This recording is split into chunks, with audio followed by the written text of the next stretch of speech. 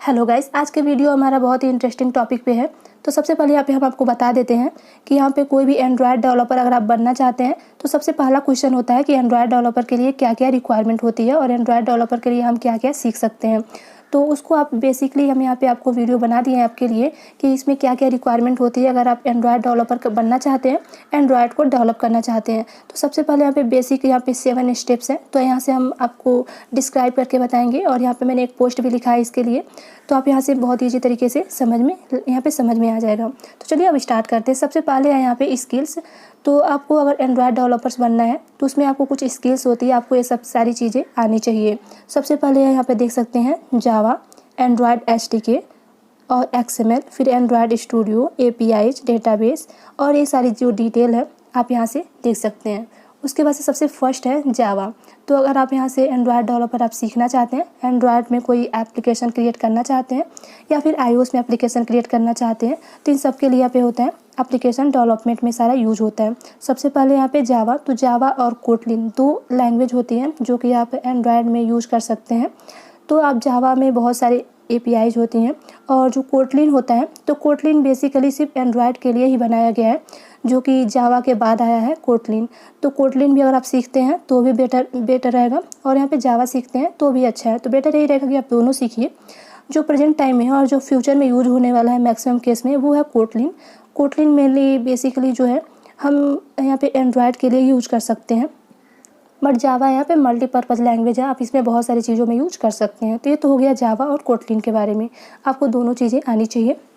उसके बाद से आपके यहाँ पे एक्सएमएल क्या होता है, यहाँ पे आप रीड कर सकते हैं। एक्सएमएल एक्सटेंसिबल एंटिटीज़, यानी इसमें जो भी यूआई पार्ट होता है, लाइक यहाँ पे लेआउट का जो भी पार्ट होता है, किसी भी एप्लीकेशन को डेवलप करने से पहले हमें उसकी यूआई को डिज़ाइन करना होता है और वो सारी जो यूआई का डिज़ाइनिंग होता है उसको बोलते हैं फ्रंट एंड पार्ट। यानी कि फ्रंट एंड में हम यहाँ पे एक्सएमएल सीखते हैं। तो एक्सएमएल बहुत ही ईजी होता है। एक्सएमएल यानी कि आप अपन को खुद से जो यहाँ पे क्रिएट किया जाता है, खुद से आप उसमें ऐड कर सकते हैं और अपने अकॉर्डिंग इसको यहाँ पे अच्छे तरीके से आपको डिज़ाइन करना पड़ता है यूआई को। तो आप जितना ही अच्छा यूआई डिज़ाइन करते हैं उतना ही अच्छा आपका जो एप्लीकेशन होता है वो क्रिएट होता है। तो ये तो हो गया एक्सएमएल के बारे में।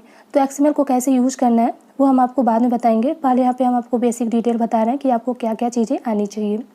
उसके बाद से हमारा थर्ड स्टेप है एंड्रॉयड एसडीके यानी कि यहाँ पे आप देख सकते हैं सॉफ्टवेयर डेवलपमेंट किट।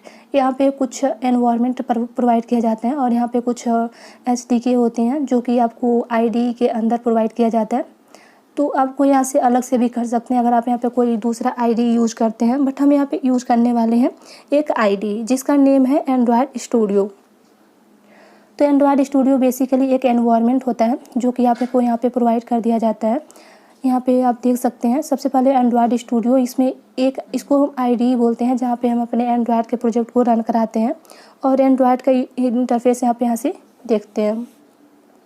तो हो गया एंड्रॉयड स्टूडियो। आप यहाँ से एंड्रॉयड स्टूडियो के बारे में यहाँ पे रीड करना चाहते हैं तो आप गूगल पे भी सर्च कर सकते हैं, बहुत ही अच्छे तरीके से आपको डिटेल मिल जाएगा। मैंने बस बेसिक डिटेल यहाँ पे लिखा हुआ है, आप यहाँ से रीड करना चाहते हैं तो कर सकते हैं। उसके बाद से हमारा फिफ्थ वाला स्टेप्स है एपीआईज क्या होता है, डिफरेंट तरीके में यहाँ पे एपीआई यूज़ किया जाता है। लाइक यहाँ पे एपीआई बहुत ही इंपॉर्टेंट पार्ट होता है। कोई भी एप्लीकेशन हम डेवलप करते हैं, लाइक यहाँ पे कोई म्यूजिक का एप्लीकेशन क्रिएट करते हैं तो म्यूजिक का हम एपीआई यूज कर सकते हैं। और यहाँ पे गूगल मैप है तो गूगल मैप के लिए भी एपीआई यूज होता है। तो सब एपीआई जो होती है वो क्रिएट किया जाता है जो कि डेवलपर क्रिएट करते हैं और हम बस अपने एप्लीकेशन के लिए उसको यूज करते हैं। ठीक है, तो इस तरह से जो एपीआई होते हैं, एपीआई भी आपको आनी चाहिए। उसके बाद से आपको डेटाबेस है, तो डेटाबेस को आपको यहाँ पे यूज़ करना है। लाइक यहाँ पे ओरेकल का डेटाबेस और यहाँ पे माईएसक्यूएल, एसक्यूएल हो गया और गूगल हो गया। ठीक है, ये सब कुछ होते हैं डेटाबेस। तो डेटाबेस हम यूज़ करते हैं अपने एंड्रॉयड स्टूडियो में, यानी कि अपने मोबाइल एप्लीकेशन को डेवलप करने के लिए। उसके बाद से 7th स्टेप है मटेरियल डिज़ाइन। तो जो भी मटेरियल की डिज़ाइनिंग होती है, लाइक यहाँ पे उसमें भी बहुत सारे डिपेंडेंसी होती है, उस सारी डिपेंडेंसी को आपको यूज करना होता है मटेरियल को डिज़ाइन करने के लिए। और लाइक अगर आप कार्ड व्यू डिज़ाइन करना चाहते हैं, बहुत ही अच्छी तरीके से डिज़ाइन करना चाहते हैं, आपको डिज़ाइन कर लेना है। और सबसे लास्ट स्टेप है और सबसे इम्पॉर्टेंट, वो है गुड आइडियाज़। आपके पास अगर आइडियाज़ अच्छे हैं तो आप बहुत ही अच्छे तरीके से आप एप्लीकेशन डेवलप कर सकते हैं और उसके बाद आपको है ये सारी जो बेसिक डिटेल मैंने आपको बताया वो सब कुछ आपको चीज़ें आनी चाहिए। तो ये सारी बेसिक डिटेल थी एंड्रॉयड डेवलपर को सीखने के लिए। और एंड्रॉयड डेवलपमेंट आप बनना चाहते हैं, एंड्रॉयड डेवलपर में आप जाना चाहते हैं, तो इस तरह से सारी बेसिक डिटेल आपको आनी चाहिए और यहाँ से आप इसको सीख सकते हैं बहुत ही ईजी तरीके से। तो होप्स हो कि आपको सारे स्टेप समझ में आ गए होंगे। Thank you.